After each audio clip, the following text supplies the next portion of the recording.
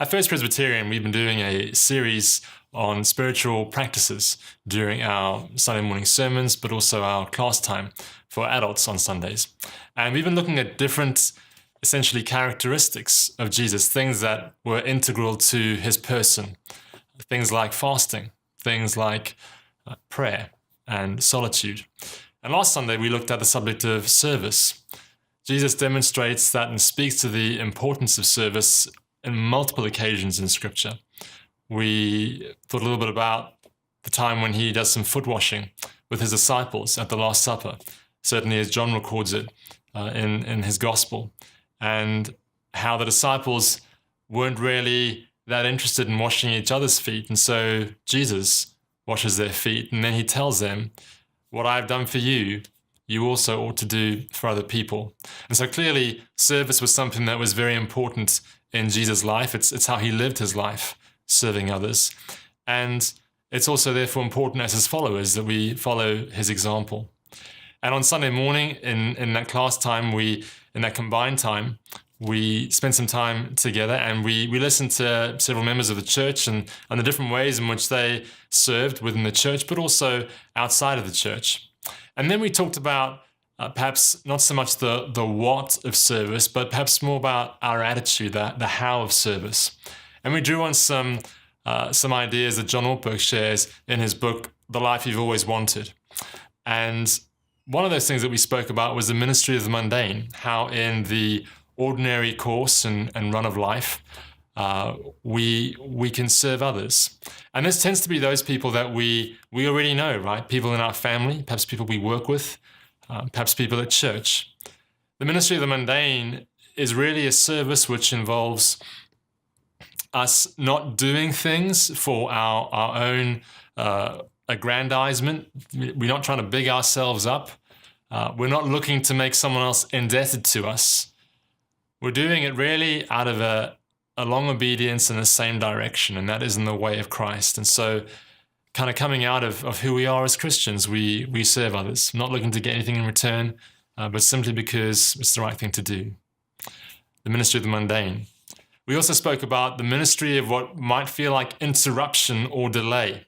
And maybe a good example of this is perhaps that young child who interrupts your sleep in the middle of the night for the third time that night, or maybe for the fourth time that week, or whatever it is. And it's that choice to serve by helping the child, or perhaps helping your spouse by letting them sleep if they haven't been sleeping well, or whatever it may be.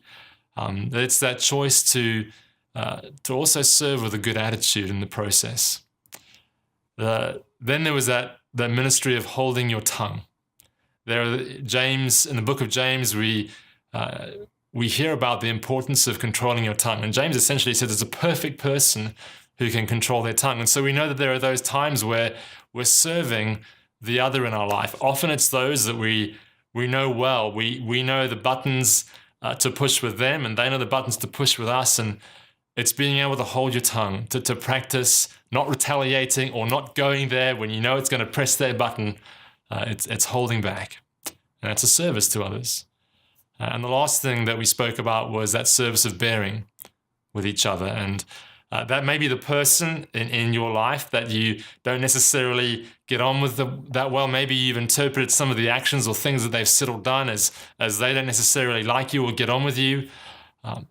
But the service to them is to approach them always thinking the best of them, always thinking the best for them, or interpreting an action not in a negative way, but creating space. Even if they aren't necessarily your best friend, there's still space for a positive interaction and relationship and understanding. The other way of bearing, the ministry of bearing, is to perhaps bear with those who you know are going through a hard time. Bearing with those who may be unwell or any number of reasons, but thinking about ways in which their life is being impacted by what's going on with them. Thinking about perhaps wants or needs that they may have. Praying for them and being empathetic towards them, and in that way bearing with them, bearing their burdens in life. As I've been sharing some of those things, perhaps there's been one of those four things whether that's the mundane or the interruption, whether that's holding your tongue or perhaps bearing with someone. Maybe one of those 4 things has particularly spoken to you. I'd encourage you to think about that particular thing this week, or maybe that particular person who's come to mind, and think about how you can serve them this week in that area. Have a great week.